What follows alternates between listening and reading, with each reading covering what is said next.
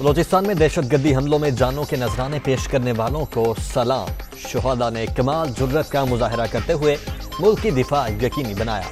Core commanders conference का खिराज अकीदत। Army chief का दुश्मन कुव्वतों के अज़ाइम नाकाम बनाने के इक़दाम पर इजहार इत्मीनान। फॉर्मेशंस की ऑपरेशनल तैयारियां भी तसल्ली बख्श करार।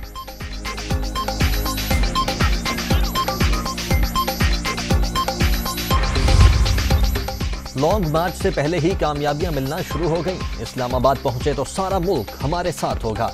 अदम एतमाद लाएंगे, तहरीक की कामयाबी के लिए मुहिम भी चलाएंगे। तब्दीली सरकार को हर सूरत घर भिजवाएंगे।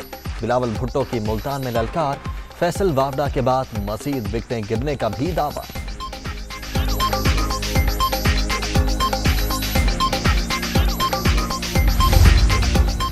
माजी में एक दूसरे को चोर कहने वाले फिर इकट्ठे हो गए। पेट फाड़ने के दावेदार आज पेट मिला रहे हैं। जरदारी साहिब चेकबुक लेकर लोगों को खरीदने निकल पड़े। जो मर्जी कर लें, इनको सजाएं जरूर मिलेंगी। वजीर आजम के ताबड़तोड़ हमले।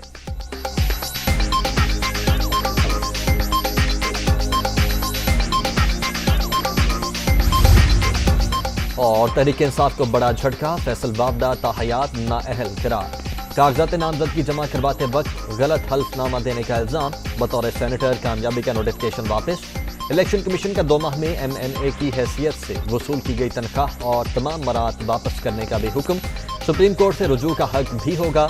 22 माह से जायद अरसा समाअत के बाद दोहरी शहरियत केस का फैसला जारी।